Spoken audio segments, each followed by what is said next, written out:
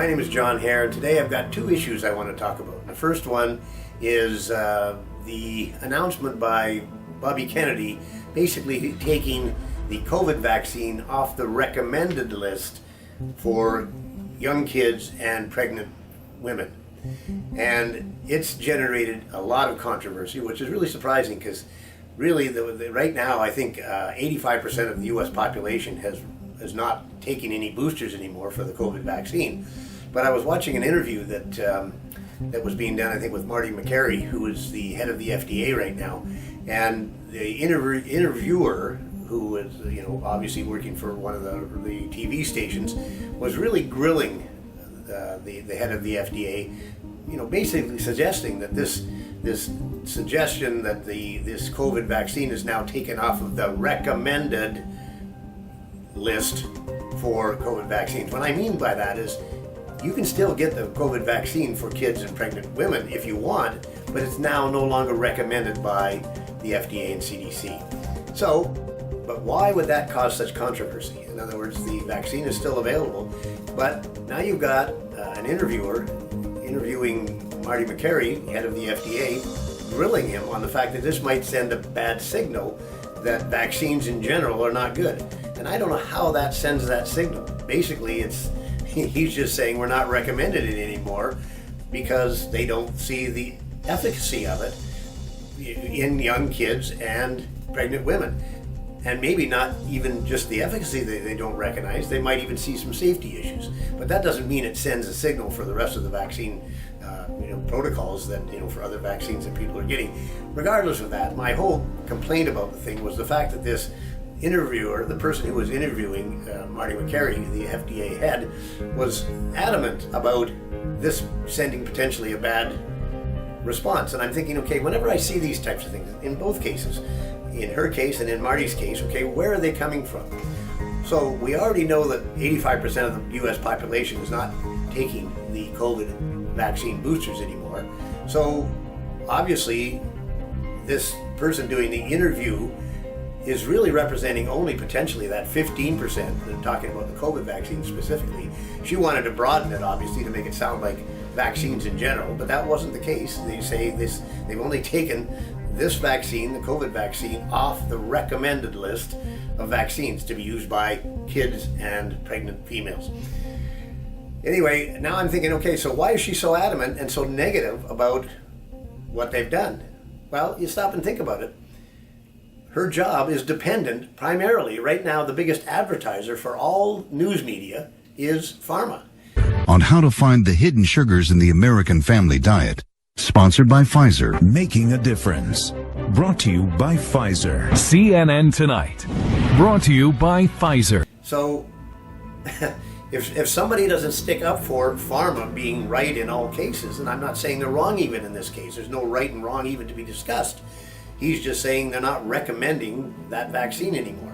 But she's adamant that this has got to be a bad thing and trying to broaden it to all vaccines, which is not the case. And I'm, again, wondering why. And I think you always got to ask, where are these people coming from and what is their motivation for their questioning? In other words, who's paying them? And it's not really directly paying her, but indirectly for sure, because the biggest advertiser, which eventually pays her salary, is Big Pharma.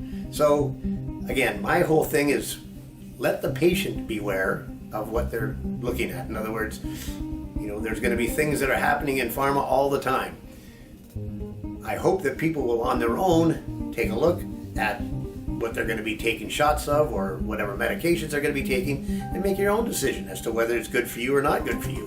And not listen to just one side or the other. Because remember, both sides are coming from somewhere. In other words, there's a financial incentive for both sides to say what they're saying. By the way, I would say less so from the point of view of the head of the FDA.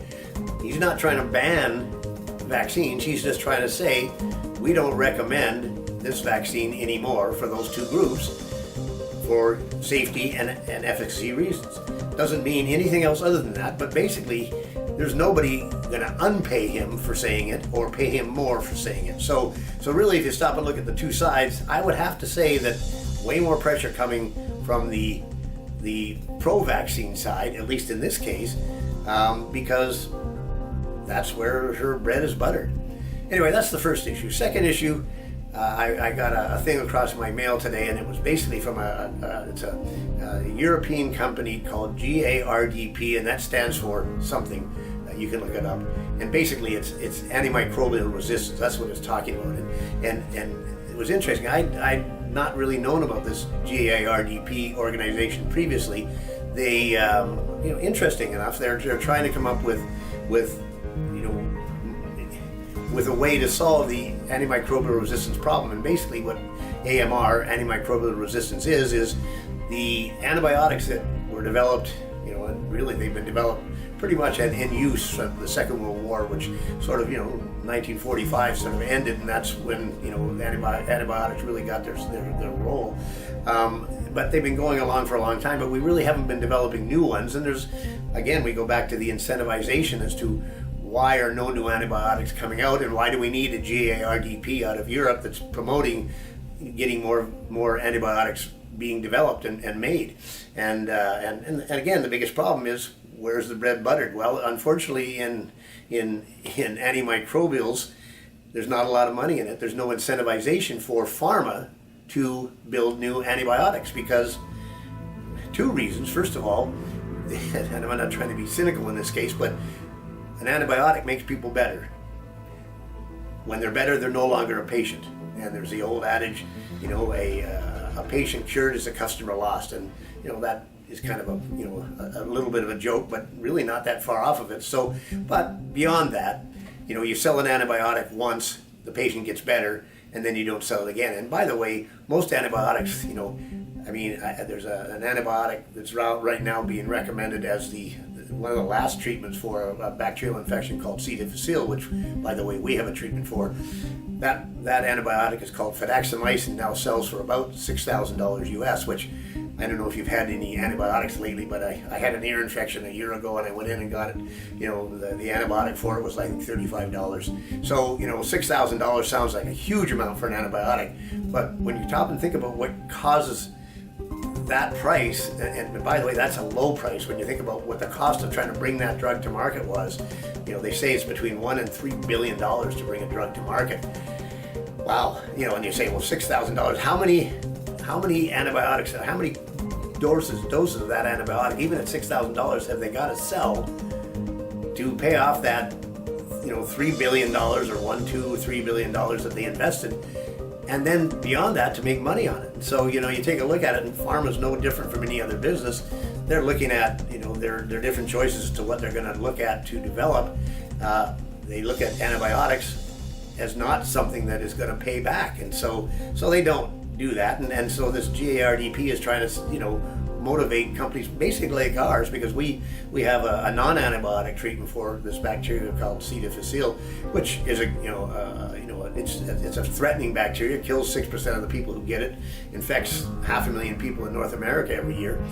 Our treatment would be a great alternative to what is now either vancomycin or the fidaxomicin I was talking about. We're getting no traction because, unfortunately, big pharma, which would be the ultimate exit strategy for a company like ours to buy it out, they don't see the future in. So basically, we've got to go beyond the typical pharma companies to try to come up with these treatments that are going to really affect us going forward. As a matter of fact, they say by 2050 that the largest killer of humans will be a bacterial infection that we have no cures for. In other words, you're gonna walk into your doctor, you've got a cut on your finger, and it's not healing, and you just say, well, I better go see the doctor on it. So you go in and you see, and he looks at it and he says, he gets back to you and he says, I have some bad news. And you're sort of thinking, well, it's just a cut on my finger. He says, yeah, you've got 2 weeks to live, because we have no way to treat that, and it's going to get worse, and nothing we can do about it. So that is an urgent issue. There's no question it's a problem, but everybody talks about it and nobody does anything about it. So governments talk about it all the time. People go to conferences all over the world talking about antimicrobial resistance. But by the way, that's all they do is talk about it. There has to be a way of monetizing it, because let's face it, that's what the world works on. You go to work every day to make a living so you can pay your bills. A pharma company does the same. They want to make money so they can pay their employees. We're in that same boat too. We want to produce a product that we can cure C. diff with, but if nobody wants to invest in it to take it forward, people are going to die of C. difficile infection.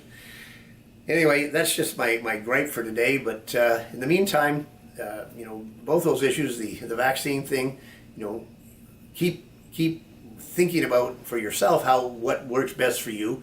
And as far as the AMR, boy, I'll tell you, keep talking about it, because antimicrobial resistance will be actually the next pandemic. 2050, they're talking about 10 million people a year dying from a cut on your finger. Check out, by the way, just if you're interested, immunimed.com. That's IMMUNIMED.com. That's our website for our non-antibiotic, antimicrobial. It kills those bacteria the same way as an antibiotic would, but without the resistance issues that go along with an antibiotic. And by the way, if you agree with what we're trying to do, maybe just talk it up. We need people to get behind these alternative treatments that we have that are very legitimate treatments, that right now we're going through the phase trials that we have to do with Health Canada and the FDA, which, by the way, are very expensive. And that's why the reason a lot of these drugs are so expensive to begin with is because you've got this big investment that has to be made to get through these trials.